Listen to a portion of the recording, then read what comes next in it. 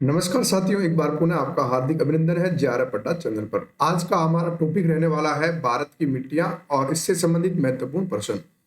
इसी श्रृंखला में हमने भारत के भौतिक प्रदेश को कंप्लीट डिस्कस कर लिया है और आज की इस क्लास में हम पढ़ने वाले हैं आपके भारत की मिट्टियां।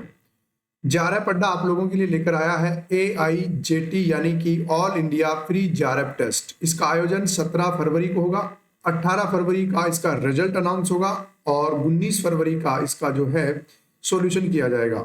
ये टेस्ट सीरीज या इसको ज्वाइन करने के लिए आपको जेआरएफ अड्डा मोबाइल एप्लीकेशन डाउनलोड करना होगा।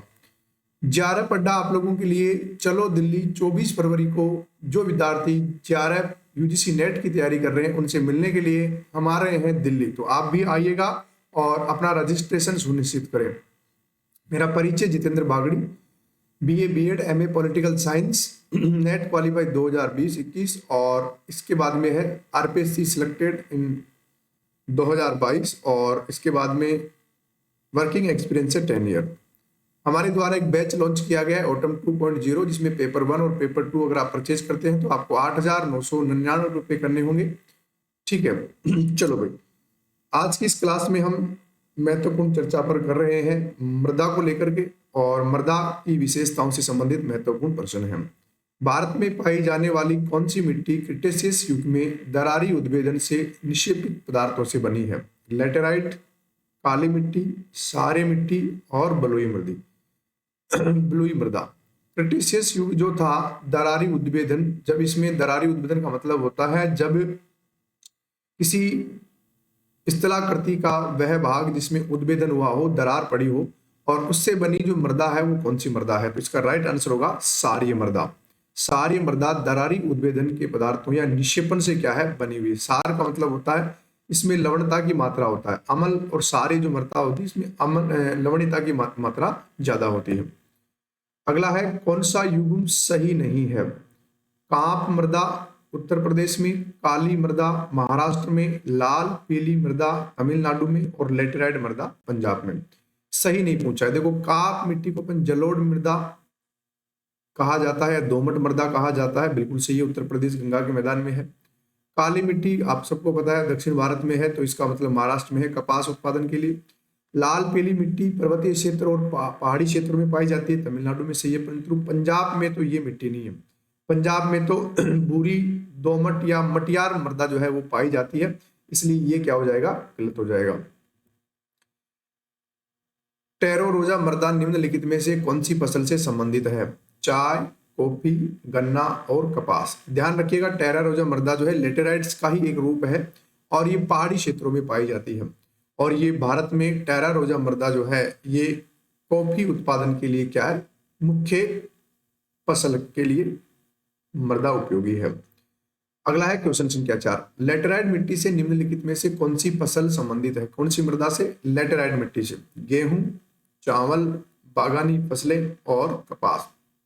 अभी हमने जस्ट पढ़ा कि टेरा रोजा मृदा और लेटेराइट मृदा का ही एक पार्ट है जो कौन सी फसलों के लिए है। गेहूं के लिए दोमट है, इसके लिए चावल के लिए आप कह सकते हैं काली मृदा भी हो सकती है और कपास के लिए काली मृदा हो सकती है, परंतु आप बागानी फसलों की बात करें तो इसमें कौन सा आएगा? लेटेराइट मृदा आएगा। कौन सा आएगा? लेटेराइट मृदा बागानी फसलों के लिए उपयोगी है। भारत में चंदन की लकड़ी के वन सर्वाधिक कहाँ पाए जाते हैं? असम में, शिवालिक में, नीलगिरी में और सतपुड़ा में। देखो, दक्षिण भारत में पाए जाते हैं, तो उत्तर में है असम, शिवालिक उत्तर में है, नीलगिरी बिल्कुल दक्षिण में है, सतपुड़ा मध्यवर्ती भाग में है। तो चंदन की जो खेती है या चंदन के वृक्ष सबसे ज्यादा कर्नाटक तमिलनाडु वाला जो भाग है, नीलगिरी की जो पहाड़ियां हैं वहां पर ये पाया जाता है, नीलगिरी की पहाड़ियां।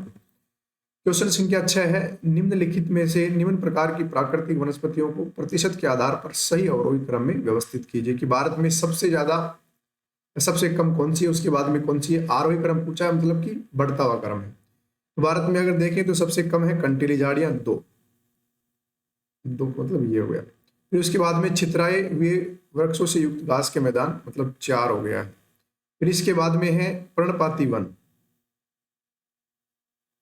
और फिर लास्ट में आता है आपकी सदाबहार वन। तो इस प्रकार से इन वनों का जो है भारत में क्या है, प्रतिशत के आधार पर अवरोही क्रम रचा हुआ है। किस प्रकार की मिट्टी अधिकतम पानी को संजोए रखती है? कौन सी मिट्टी है जो पानी को अपने नमी को बनाए रखती है? दोमट, बलुई, मटियार और लाल। देखो काली मृदा के बारे में तो हमने पढ़ा था, तो यहाँ पर भूरी जो मटियार मृदा है जो पंजाब साइड के एरिया में पाई जाती है, इसकी भी सेम वही विशेषता है और ये भी पानी को अधिकतम लंबे समय तक बनाए रख सकती है। सूची 1 को सूची 2 के साथ में आपको मिलाना है और सही उत्तर का आपको क्या करना है, चयन करना है। एक तरफ सूची में प्रदेश है तो एक तरफ सूची में आपकी मृदा के प्रकार हैं। कर्नाटक पठार है रेगुर मृदा के लिए, नागपुर पठार है लाल मिट्टी के लिए, मालवा का पठार है लेटेराइट मिट्टी के लिए, उत्तरी सरकार तट है जलोढ़ मृदा के लिए। अब बताओ आपको इसमें से कौन सा चुनना है। चलो क्या चुनते हैं अपन देखते हैं। यहाँ पर सबसे पहले हम कर्नाटक पठार की बात करें तो कर्नाटक में आपके है लाल पीली मिट्टी पाई जाती है। नागपुर में बात करें तो नागपुर में रेगुर मृदा है, काली मृदा है तो रेगुर काली मृदा नागपुर में है। मालवा का जो पठार है हमने कहीं ना कहीं गलत किया है, इसको एक बार वापस देखते हैं।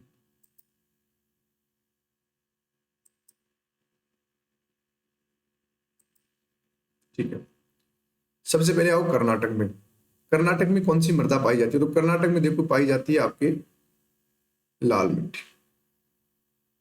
उत्तरी सरकार तट में पाई जाती है जलोढ़ मिट्टी और पठारी नागपुर का महाराष्ट्र का जो है ये इसमें लेटेराइट होगा और मालवा का पठार जो है उसमें कौन सी होगी, काली मिट्टी यानी कि रेगुर मिट्टी होगी। अब देखो सबसे पहले 2 और फिर 3 फिर 1 और फिर क्या होगा 4। तो इस प्रकार से कर्नाटक में लाल मिट्टी, नागपुर में लेटेराइट, मालवा के पठार में रेगुर यानी काली मिट्टी है और उत्तरी सरकार यानी कि तटीय भागों में समुद्री के किनारे जो तटीय भाग है ओडिशा वहां पर कौन सी मिट्टी है, जलोढ़ मृदा है।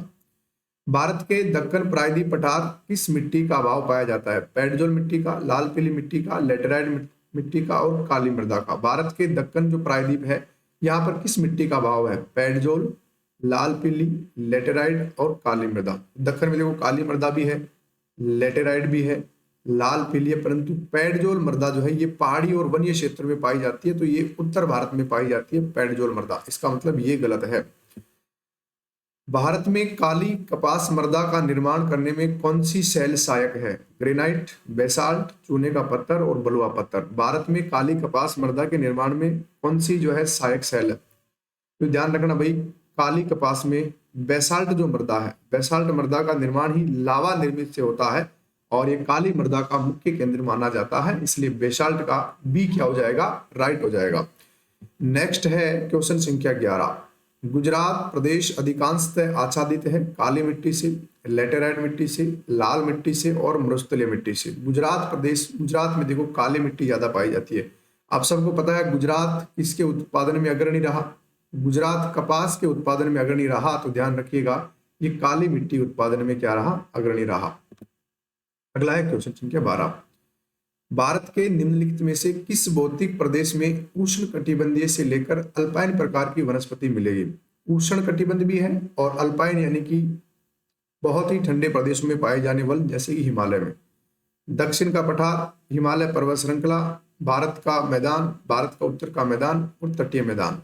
तो ध्यान रखना मेरे भाई हिमालय पर्वत श्रृंखला जो है जो ऊंचाई पर स्थित है वहां पर उष्ण कटिबंध से लेकर के और अल्पाइन प्रकार के क्या पाए जाते हैं, वन पाए जाते हैं। क्वेश्चन संख्या 13 की यहाँ पे बात कर रहे हैं अपन, निम्नलिखित में से किस राज्य में सामान्यतया लेटेराइट मिट्टी का विस्तार पाया जाता है, पंजाब में, कर्नाटक में, उत्तर प्रदेश में और बंगाल में। लेटेराइट मृदा का मतलब है पहाड़ी भागों के ढलान क्षेत्र में होती है, तो कर्नाटक ही एक ऐसा राज्य जहां पर पहाड़ों का विस्तार है, तो राइट आंसर क्या हो जाएगा, बी। कर्नाटक का जो पर्वतीय क्षेत्र यानी कि अपन कह सकते हैं पश्चिमी घाट वाला भाग, वहां पर लेटेराइट मृदा का जमाव है। क्वेश्चन संख्या 14 की यहाँ पर बात कर रहे हैं, काली मिट्टी के संबंध में निम्नलिखित में से कौन सा कथन असत्य है। काली मिट्टी कपास की वृद्धि के लिए आदर्श होती है, इसमें आर्द्रता को अधिक समय तक धारण करने की क्षमता होती है, सूखने पर काली मिट्टी में दरारें पड़ जाती हैं, इसकी जुताई अधिक करनी पड़ती है।